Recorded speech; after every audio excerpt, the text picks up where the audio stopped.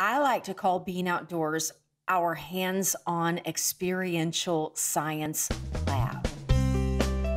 Hey everyone, this is Yvette Hampton. Welcome back to the Schoolhouse Rocked Podcast. I am back this week with my friend Cindy West, and she's been on the podcast before. If you'll remember, she came on and talked about game schooling. And this was quite a while ago. I want to say probably maybe a year and a half ago. It's been a long time. And I have been wanting to have you back, Cindy, on the podcast, and I'm so glad that you are back with me. We're going to talk about nature studies this week, and we're going to talk about homeschooling through the month of December, which is right upon us. And so I am so thankful that we finally were able to coordinate our schedules and get you back on the podcast. So welcome back. But before we get into our conversation, I want to say thank you to our sponsor, CTC Math. If you guys are looking for a great online math program, go to ctcmath.com. Try them out for free, ctcmath.com. Well, Cindy West, welcome back to the podcast. I'm so excited to have you back with me. This is such an honor and a privilege. I love chatting with you. Oh, thank you for having me. I love chatting with you too. I'm really glad to be back, and I'm so excited to be talking about December things because we can get so stressed out about this time of year. Yep. December and nature. And it's so funny when I was thinking about this, I thought, we're going to talk about nature studies right as winter is upon us. And it seems like something that we might talk about, maybe at the end of winter and going into the spring. But I think actually that there's no better time to talk about it than when it's maybe a little bit more difficult to do a nature study than when it's really easy to do a nature study in the spring and in the summertime. And so we're going to talk about those things. Maybe some listening are like, what in the world is a nature study? Because that's what I was thinking long ago. I was like, I don't know what a nature study is. I mean, we go out and look at trees. What do you want us to do? And before Cindy and I came on, we were just chatting like I do with most of my guests, and it's so fun. And I was telling Cindy that, months ago, if you guys have been tracking with the podcast for some time, we did this series where it was the Homeschool Survival series, and we talked through all the different methods of homeschooling. And so after we got through all of them, the one that I really felt like I related to the most was the Charlotte Mason method. And I love that. I thought, man, I wish that I had understood Charlotte Mason better when I first started homeschooling. And now I'm glad that I do. And it's so funny you said, Cindy, that you're kind of what did you call yourself? An eclectic Charlotte Mason homeschooler. Yeah. That's what I'm going to call myself from now on. Can I copy that? You can. Okay. That's what I'm going to be, an eclectic Charlotte Mason homeschooler, because we do use textbooks for a couple of things. We also use online programs for a couple of things. And, we just do what works best for our family. And, right. But I do love Charlotte Mason. And so I love the idea of nature studies, and I need to get better at doing these things. So we're going to talk about that for the next couple of days. So let's kind of jump into that and tell us what a nature study is. Oh, gosh, that's a good question. Okay. And it's also a hard question to answer because nature studies can almost be anything you want them to be. Okay. But I will start by saying that nature study is science. Let's go ahead and get that out there, because so many people think that nature studies are something in addition to, and they can be in addition to, but they can also be science because they are science. Yeah. So nature study ideally is anytime you're studying something having to do with nature. So any animal science, any plant science, earth science, and space science, if you could get outside and learn about those things, that can be nature study. You don't necessarily have to get outside though. And that is something I know that as we enter this winter season, we're probably going to flesh out a little bit more. Yeah. But the whole study part of it can also look so different. You can take nature walks. You can do nature journaling. You can do research on topics. You can do activities. You can do experiments. You can just go and see or smell or hear or touch and do some learning. So nature studies, let's boil it down, is any time you are specifically studying something having to do with nature. How's that? Yeah, I love that. Okay. So it's basically another way you could say it maybe as a creation study. because you're Ooh, really just looking certainly at could. God's creation Absolutely. and Yeah. how it works together. And Wow. have you ever seen the movie? It's a documentary. I think you can still find it on Amazon. I'm pretty sure you can, and probably lots of other places, called The Biggest Little Farm. Have you seen Oh, I that? have not seen that one. I better look Oh, that one up. it's so good. It's a documentary about this couple who, and sadly, they're not a Christian couple, but it doesn't matter because when you watch this documentary, they basically build this farm. They create this farm basically from nothing. And it's so fascinating to see how they do that because it shows how the entire earth works together. The animals, the plants, the vegetation, everything works together Yeah. really like a dance. And it's beautiful. It's beautifully done, this documentary. But as a Christian, to watch that and just see how God's creation really does work hand in hand, all of it together is incredible. So I'll put a link to that in the show notes, and you'll have to watch that and let me know what you think of it. Oh, I want to. But so let's talk more practically about nature study, because when I think of nature study, I think of having to be outdoors. And as our listeners know, I'm really trying to be more of an outdoorsy person, but I'm a city girl. I grew up in the city, and it's real, like I have to be really intentional about going outside. I have to make myself go outside. Okay, that's all right. Make my kids go outside. And so I like that you talk about that we can do nature studies in our homes as well. But I think here's what I'm thinking. For years and years growing up, I always saw pictures of the Grand Canyon, right? Right. And you would see the pictures in the textbook and be like, wow, okay, that's a cool picture, whatever. But there's nothing like going to the Grand Canyon and seeing the magnificence of God's creation and the results of the flood, and literally standing at the edge of the Grand Canyon and seeing it in person. It's different. It just gives you a completely different perspective. And so while we can discover these things and study them in a book and through video and things like that, I think being outside in God's creation just does exactly that. It gives you a whole different perspective. So let's talk about just the practicality of doing a nature study and what that might look like. But first, we're going to take a break. We'll be right back. What we do at IEW is break through the noise of the grammar and the writing prompts, and we say, this is what you do, step by step. And I've witnessed it over and over again, both watching Andrew teach and hearing from parents, this is the best writing program. We've made it so easy and made it really affordable. So any mom can teach writing to their children using our course, and we guarantee it. To try 3 weeks of free lessons, visit IEW.com. We are back with Cindy. So let's talk about just what it practically looks like to do a nature study. Okay. So let me first say that I completely agree with you about the importance of actually being outside in creation. I like to call being outdoors our hands-on experiential science lab. So when you think about high school, you think about we are supposed to have some laboratory-based sciences. Well, nature study, you guys, is when you go outdoors, it is a laboratory.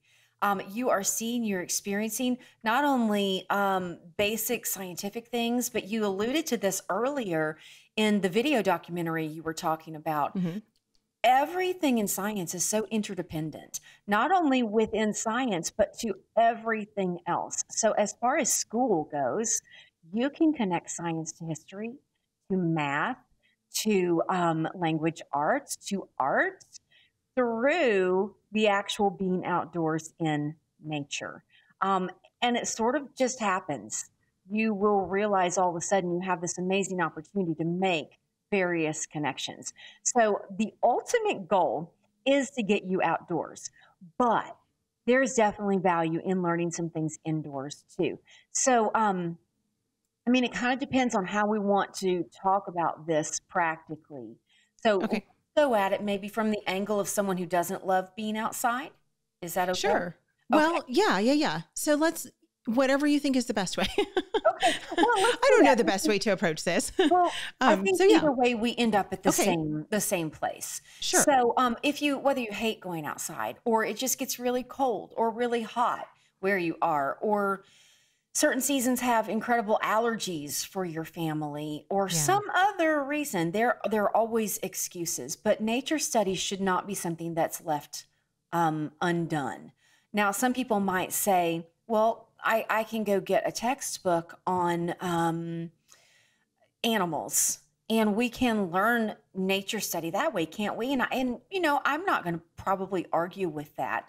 But the whole idea of nature study is that we are specifically studying something that is in nature that hopefully I talk you into one way or another, seeing it, learning about it, experiencing it on smaller levels indoors, and then eventually you want to be out there and seeing it in real life, because the real life stuff builds not only what we've already talked about, but it builds concrete knowledge in our for our children. So we've talked about hands-on learning many times before in homeschooling. Sure. Hands-on learning helps children or adults to experience something, to see something, to make it visual. And we imprint in our minds a complete understanding of a thing or a concept or a topic because we've actually experienced it. So that is the ultimate goal. But there are lots and lots of things you can do inside that if you never walk outside, okay, that's absolutely fine. But the goal is to get you so inspired that you actually do want to go outside. So for instance, in the No Sweat Nature Study classes that I teach on video, I don't even always issue a challenge to go outside. I sometimes will just get the kids so excited about the topic that their parents then send me emails and say, well, we had to go on a nature walk and this is what we found. And look at these cool pictures. And the kids are so excited. And I'm like, oh, the ultimate goal just happened. Yeah. So what does indoor nature study look like? Again, I mean, it's your homeschool, so it can look like anything you want. I would venture to say that my preference for you is not a textbook if you're talking nature study, because that's more of textbook study. So we can stretch textbook study out a little bit and we can say, well, let's grab a book from the library. Okay, kind of close to a textbook, but it takes it more into that living sphere. If we're talking specifically about a Charlotte Mason style education, you're making through a book, particularly like a picture book or even a chapter book, you're making the science of it feel a little closer to home for a child or a teenager. And then, so from books, we could say, well, how about we nature journal something? Let's grab maybe a picture from the internet or a picture from a book, maybe a nonfiction book, maybe a field guide, and let's start sketching something that we just learned about in this book or in this field guide or from this video. And so then you begin the idea of nature journaling with just a simple sketch. Yeah. Sometimes if you're really brave and you want to prepare and you want to go outdoors and grab something to bring to your kitchen table, you could actually bring a specimen indoors that everyone first sketches and maybe knows nothing about. And so then you start inspiring that, that passion for understanding more about something you don't know about in nature, because that's one of the big fearful things about nature walks. The parents, the kids, I don't know what we're looking at. I don't know what we're looking for. And so when we can take a specimen and bring it inside and just encourage the idea that you don't have to know this. Let's sketch it first, and then let's all come up with one question we have. And then from those questions, we'll go discover, whether we discover on the internet or through a book or a picture that we see where we start labeling parts of this thing. And then that leads to a question of, well, what does this part do? And it almost starts this rabbit trail of, oh, this is really exciting. We thought that it was just let's say an exoskeleton from an insect. What we thought was just an exoskeleton from an insect, that we sketched today led to us researching questions tomorrow and led to us being able to label the parts of the grasshopper. Let's pretend it was a grasshopper. And then led us the next day to discover how grasshoppers move. And then led us the next day to watch a video on why was there an exoskeleton to begin with? And before you know it, you've got kids who are really excited who say, let's go see if we can find some more exoskeletons outside. Yeah. And there is your first nature walk. Yeah. That's exciting. It's fun. If you just take kids outside and just tell them, just look around, see what you can find. We found this was the funniest thing. Recently, we were just walking out. We were out in our front yard. And I saw this spider and it looked odd. I had never seen this particular kind of spider. And it was walking into our garage. And I was like, I don't want you in the garage. So I got my broom and I was just going to sweep it out of the way. And I went to sweep it and it hopped like a cricket. And I was like, what in the, and I mean, it hopped far. And I had never seen a spider do that before. So of course we start researching it. We're like, spider, Oklahoma, looks like, hops like a cricket. And it was called like a cricket spider or something like that. And so, yeah, it's so much fun to be able to, especially when you go to different places, outside of your own hometown, and you start to notice different kinds of birds and different kinds of trees and leaves and, it's spiders. And I mean, every place has your typical black widow and daddy long legs, but yeah, it's really neat to be able to just see how God's creation is different in different parts of the country. Absolutely. And then being able to just explore those and discover what they are. And then you wonder why God gave us all of this to enjoy when he could have really just kind of kept it to himself. Or, I've often thought he could have made every tree to look exactly the same. Yeah. He didn't need to make them all colorful and beautiful. It's different shapes and sizes of leaves and branches and stuff. I mean, he's just so very creative. And I think as we look out at his creation, it can't help, we can't help but recognize him as creator. I can't look at creation and go, oh yeah, this all just happened by chance. How cool. You see his handprint in all of it.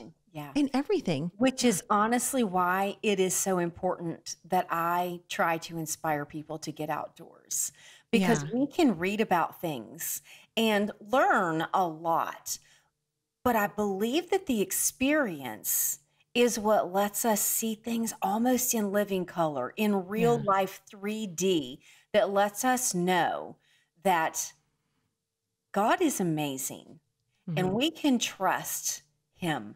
Because we know that these trees change every single year without fail, no matter what's going on around us. That he is good and he is secure, and we can have faith in that. So that is another huge reason to try to lean into nature study if possible. And the actual act of getting outdoors when possible, it changed us as a family. It changed my kids. And I specifically would talk about things I was noticing. I started homeschooling at, 26, 27 years old. I didn't know everything. I didn't even understand that it was going to bring me so much closer to the Lord. And so as I started saying, wow, I mean, look at this. So that's a spider, but it jumps. And I've never seen one that jumps before. God is so cool. He made a jumping spider. Yeah. And those words would just flow out of me because of my own discoveries. Right. And that made kids who were inquisitive. It made kids who noticed observations, which made them better scientists. But more importantly, it helped them to see that God was ultimately unbelievably creative and gave us all of that creation to notice and see details and see differences so that we could trust him more and more and more in the end. Yeah. Cool how it works. Absolutely. Talk really quickly about nature guides, because I know a lot of people use them. To be honest, I've never actually used a nature guide for anything. I probably because I don't really know how to use a nature guide. How do you use them? And do you have any that you recommend? Okay. Well, my very favorite of all are is it the Smithsonian's that are my very favorite? I'm pretty sure it's the Smithsonian's. I really love the Petersons too. And I hesitate to say that. That's kind of a blanket statement, because I feel like if you're in a specific area where someone has created a field guide specific to your area, it's going to be so much more valuable to you in the long run. Sure. But if you are choosing a Smithsonian or a Peterson just as a broad, both of those are great, great options. The Smithsonian, I think, are the ones that have a little bit better picture quality. Okay. How do I use them? So we've used them in multiple ways throughout the years of homeschooling. Sometimes I would particularly notice, ooh, these birds have started coming back into the area. So around the morning timetable, I might say, hey, would you read the stats on this bird? And would you read the stats on this bird? And then we would go on a nature walk specifically looking for them. And I just kind of kept it in my back pocket that I knew they were in the area, so that when we would go on a nature walk, they were prepared to go, oh my word, we're seeing that bird that we just read about this morning. Yeah. You don't say. Other times we've used them on nature walks. Wildflowers is a big one that I can think of. We actually will take a wildflower guide with us and a little sheet of those tiny, tiny stickers, just like little smiley faces or something. And we will find a wildflower and find it in the field guide. And once we identify it, we'll put a little sticker on that page. And it's sort of our ongoing, see if we can find every wildflower that's listed in this Kentucky wildflower book. Yeah. So that's a super fun thing to do that doesn't involve a whole lot of study, you know? Sure. And then other times we'll be outdoors and we'll find something and we'll say, well, okay, so we know it's I don't know, let's say an insect. We know that it's a hopping insect, but it doesn't look like a grasshopper, doesn't look like a cricket. I don't know. So let's ask some questions. Let's all remember some kind of characteristic about it. And then let's go home and open up that field guide and see if we can find it. Yeah. So those are 3 ways to use field guides. There are others too, but those give you 3 real practical ways. Yeah, that's really fun.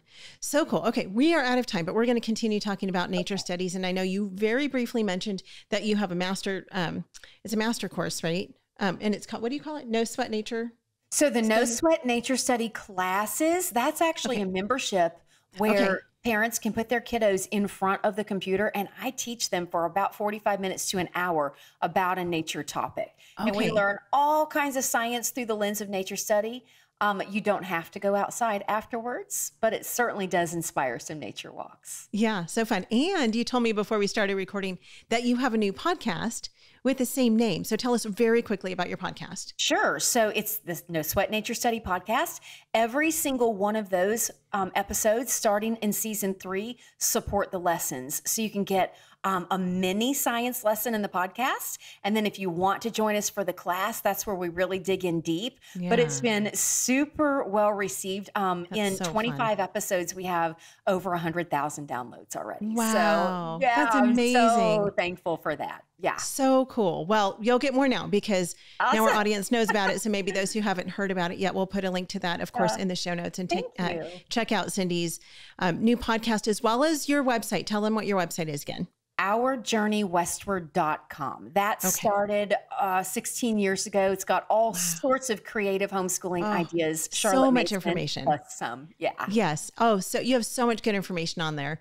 So as a matter of fact, when we were preparing for this and you were going to come on, I was like, okay, what are we going to talk about? Because she has so many good things to talk about. So we will have Cindy back on again in the future to talk about some other great thing, because she is just a wealth of homeschool information. I would love that. Yeah. Thank you so much for being with us. We will be back on Wednesday. If you guys have not left a review for the podcast, we are running a contest. If you listened, we just celebrated 500 episodes of the podcast. And so we are celebrating by giving away 5 DVDs, 5 Schoolhouse Rocked DVDs. And the way that you can win a DVD is by leaving a review for the podcast. And you can get bonus entries by sharing the podcast with your friends. And so go to the form that is linked in the show notes, and you just fill out that very quick, easy form, and we will put your name in to win a DVD, one of the 5 DVDs that we're giving away. So leave a review, share it with your friends. Thank you guys so much. We'll see you back here on Wednesday. Bye.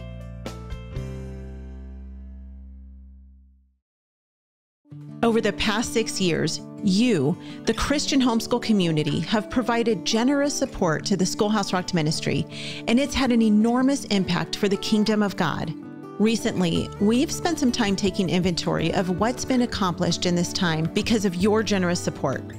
As you know, Schoolhouse Rocked: The Homeschool Revolution, the feature-length documentary, was released in November and is now available on DVD and streaming. We've had the privilege of showing the movie at conferences, churches, theaters, and homeschool events, and we've been blessed to hear the testimonies of how God is using it to impact families around the world. This show, the Schoolhouse Rocked Podcast, is in its 5th season with over 485 episodes and well over 1 million downloads and video views so far. We also launched the Homeschool Insights podcast this year. This daily podcast provides biblical homeschool encouragement in under 10 minutes for moms on the move. And to date, we've published over 130 episodes. We also offer the free Homeschool Survival Kit, a 70-page resource to assist and encourage homeschooling families. And we continue to offer access to the Homegrown Generation Family Expo. Now, we are in the early stages of work on a new movie, and we need your help.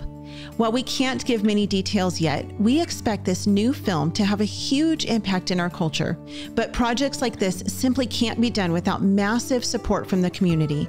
So we're asking you to join in this important work.